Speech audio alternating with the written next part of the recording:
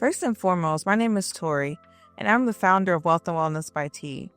Wealth and Wellness by T is a digital marketing wellness brand focusing on content surrounding self-care, wellness, spirituality, and luxury living. I'm a 30-year-old female living in Metro Atlanta, Georgia. I'm also a 200-hour registered yoga instructor, a certified energy healer, a public health professional, and an intuitive bridge among all things holistic. The title of today's episode is called The Intersection of Nutrition, Self-Awareness, and Decision-Making. So I first want to just thank you guys for being patient with me as I get this podcast off the ground. It's definitely been a learning curve, but, I'm really in it for the long haul. And then, in the future, if you have any suggestions for content, please don't hesitate to reach out. So just really quick, I know in the last episode, I said I was going to talk about the intersection between material wealth and spirituality. But I decided to just pivot because I think this topic is something that should be introduced beforehand. So, in reality, everything starts with the body and all else will follow. Really, nutrition is the basis for luxury living. No matter how much you meditate, no matter how much you work out, if you're consuming garbage, you'll put out garbage. That's just what it is. And we all know, in this day and age, there's some pretty standard things out there that we should avoid. Fried foods, greasy foods, white flour, sweets, etc. But there's also a lot of foods that are very beneficial to some, but harmful to others. And then in my opinion, the older we get, the more set in our ways and who we're supposed to become, how we're supposed to live our life, what we're supposed to eat, our personality, everything is more set in stone. And it's less likely to be influenced by others and more in alignment with our unique design.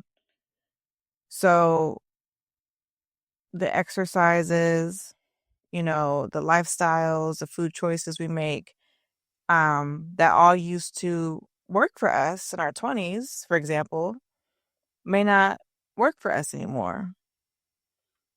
Or maybe the same food choices and exercise regimen that John Doe used to do at 20 years old still works for him. But those same exercises and food and dieting no longer work for Lucy in her 30s. We're just all different. And it's just important to tap into that because it really influences our quality of life, the trust we have with others and within ourselves, and our decision making. So I had Googled two words. First, I Googled wisdom. And of course, AI came back and it said wisdom is defined as the ability to use knowledge and experience to make sound judgments and decisions, often involving insight, discernment, and ethical considerations.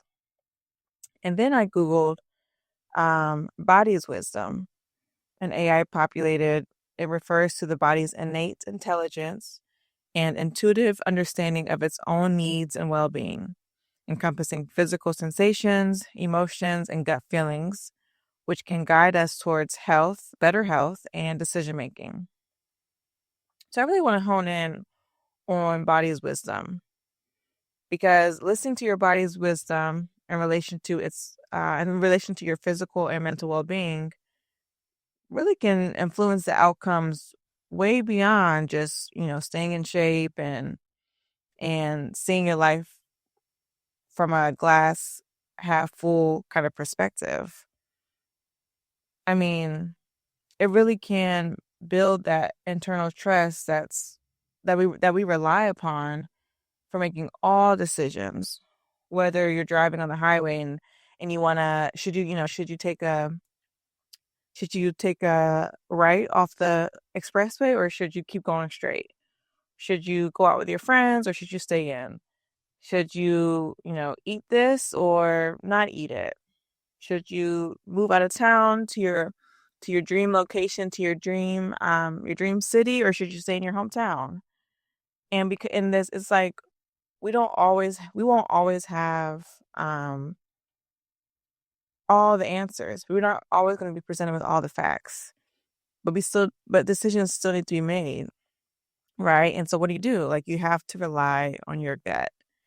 Yeah, we have to rely on our gut figuratively, metaphorically, but then we also really do have to rely on our gut as far as like what we put in it to have better health and overall well-being and just a good quality of life. So I really want to just hone in. There's a few things I want to go over, but the first thing, so the connection between your nutrition and your decision making. So as we know, whatever you eat, it of course it affects your physical health. You know, if you're eating hamburgers and pizza every day, you're probably going to gain weight and you're probably going to break out, have acne, which is going to influence like your self-esteem and like how you show up in the world. And it will also influence your hormones, which will also influence your mood. And it's just downhill, really. So, emotional stability and life choices are all based off what you put inside you. Um, if you're consuming like your fruits and veggies, like a balanced diet, your fruits and veggies, your proteins, staying away from the things we know, like the greasy foods and the fried foods, the sweets, things like that. Number one, you'll probably be in better shape. But then number two, you'll have that emotional stability. So you won't even really have mood swings because you're in like this homeostasis almost. When external stimuli come in, we can't control our circumstances. We can't control what others do to us. It will just help you control how you react to those situations. And also, when it comes to nutrition is not a cookie cutter thing. Back in the day they had like the pyramid with like the fruits and veggies on, I think, at the bottom, and like the breads, cheeses, like dairy, things like that. But that really doesn't, that really, well, number one is it's outdated, even from a modern public health perspective. But also it really isn't a one size fits all um, philosophy. So that's really where your body's wisdom comes in, right? Could be because we know even at this age, at 30s, even if you have an entire group of friends, you guys are all the same age, all grew up in the same neighborhood, went to the same schools, you're all still very different. And what a dieting regimen that may work for one person in your friend group may not work for you. So me personally, I've experimented with like the blood type diets. I've experimented with the vegan diet, vegan or plant-based diet. I've experimented with fasting, juice fasting, fruit fasting. And for me, what I've learned also from just really just studying different systems that allow me to reflect or introspect more about who I am as a person, and some astrology and just like my natural disposition, things like that. What works best for me is following an intuitive eating lifestyle. So you think of intuition, people think of like your gut, right? Or how you feel. But it's not, it's how you feel, but I'm not going to eat based off if I'm sad today or if I'm happy the next day. I try to eat, and it's hard, it's hard sometimes to differentiate, but I try to eat based off like what my body actually needs. So I really tap into that and assess what my body needs and go from there. And so for me, my blood type is O. And O blood type, advocates or blood type advocates say like O blood really thrives on lean red meat, minimal fruit, basically no carbs and leafy green veggies, right? But if you don't have an active lifestyle, regardless of what your blood type is, I don't think eating red meat all the time is really beneficial. You have to have a way to really utilize, that excess of minerals and vitamins and nutrients found in the protein to optimize your body, right?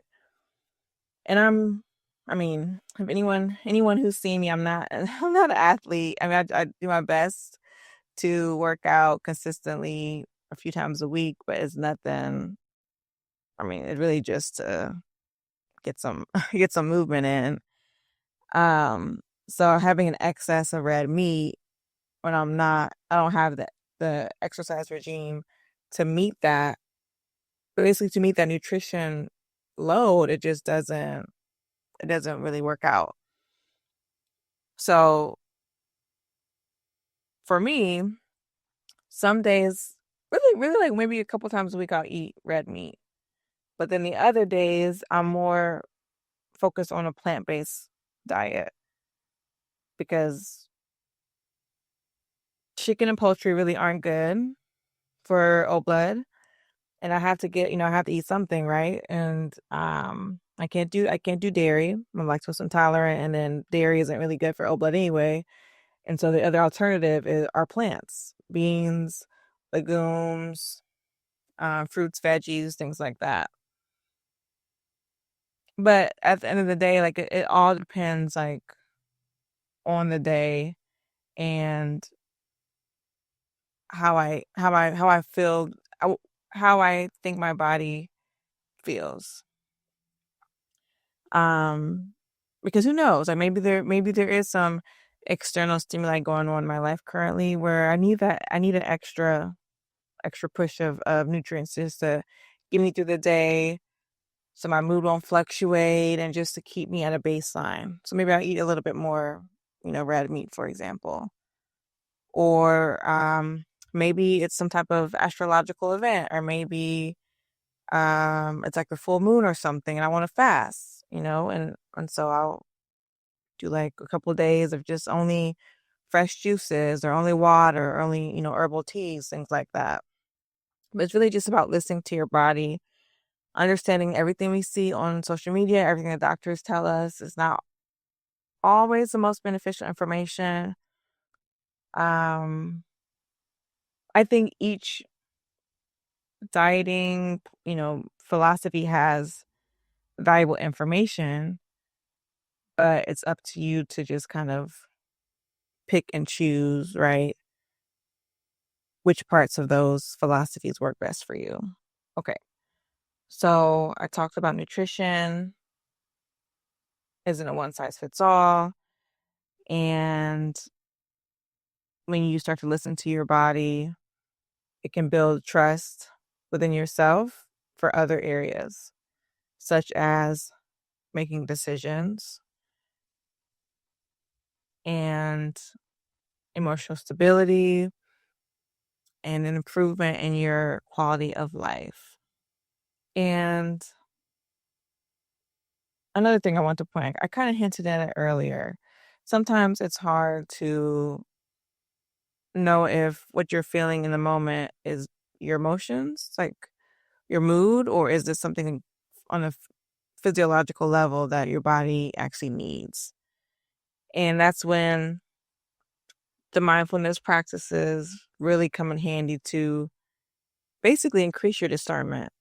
So the meditation, grounding in nature, going on walks in nature, breath work, ecstatic dance, if you have some type of, it would be a chiropractor or someone who really can, some type of practitioner who understands like the mind body connection and can, and has a specialized field to help increase that energy work, whatever it is, because all those practices in combination with your nutrition can help to increase your discernment, to know what each feeling is in each moment, really, and what it means. Is it, am I really craving sweets, or do I need some spinach, some magnesium, some iron? Or do I really need some oatmeal today to get some carbs and fiber? Or is it because my grandmother pissed me off, you know, earlier that day, and I just need something as a distraction? And then also, how you show up in the world. You're also, so not only how you see yourself, your self-esteem, but also how others see you and how you interact with other people. So when you have a proper nutrition baseline, then obviously, just even on the surface level, your skin is glowing, you have less acne, even like your body odor. You may not even have a body odor. I mean, I think we all have a scent, but you may not have an odor. You may not have something that has a smell, like when you sweat, or when you get excited or worked up, or whatever it is, because you're feeding your body what it needs, so it's in alignment. And other people can see that. People can see that. It's almost like when someone works out, or you see someone who has a really healthy lifestyle. It really doesn't matter if they're attractive or not. It doesn't really matter if their looks are attractive. They automatically look more attractive because they take care of themselves. And people approach you differently when you do that. And then as far as the self-awareness and how you see yourself, I mean, well, number one, you won't have mood swings.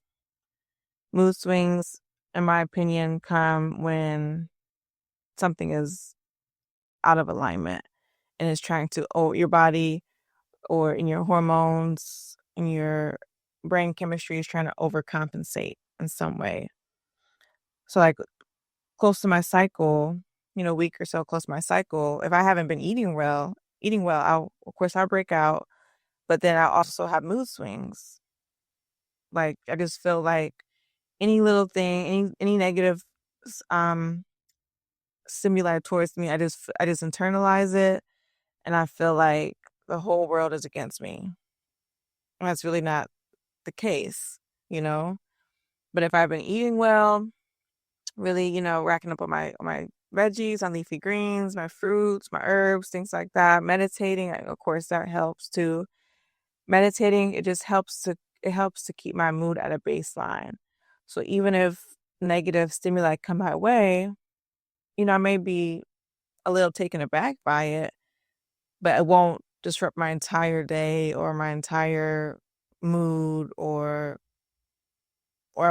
I won't internalize it, you know? So that's all I really wanted to go over today. I hope this helped. I hope it provided some insight. This is my first time really, trying to have more of a conversation, not reading and like using bullet points. And so it's something to get used to, especially because I'm not really talking to anyone. It's just my listeners, my invisible listeners. So I hope this was helpful. And, if you have any questions, feel free to reach out. Just to wrap up, we talked about intuitive eating, listening to your body's wisdom, and how personalized nutrition affects your decision making. What you put in is what you get out. Nutrition affects your internal and outward perception of yourself and others. And depending on the domino effect of that, it can essentially influence your quality of life. So just really quick, actually, um, just some things to look into that have helped me really understand my own body's wisdom is the human design chart. It's based off your birth time, your birthplace, and your birth date. It's called human design. And there's, you put in your information and it comes up with a chart, and then you can like use Google, or you can actually go to a reader who can interpret the chart for you and give you some insights on how to basically live your life or optimize your life. And then, of course, there's a blood type diet. There's your typical, astrology reading through your birth time, birthplace, and birth date. And then, like in Ayurvedic medicine, or like the sister science of yoga, you have different types based off your natural disposition. There's Vata, there's Kapha, Pitta, things like that. So there's definitely different philosophies out there that you can read up on, you can research and see what resonates. See what resonates. Some may resonate and some may not, and that's okay. You just pick and choose what works for you and go with it. The next episode will be covering techniques to manifest and maintain long-term luxury living. And thank you to everyone who tuned in today. If you have any questions or comments, feel free to DM me on my Instagram. The handle is It's Giving Luxury Podcast. And please leave a review as well as share this podcast to family and friends. We're on Apple and Spotify. I hope everyone has a great rest of the week and stay tuned for more content.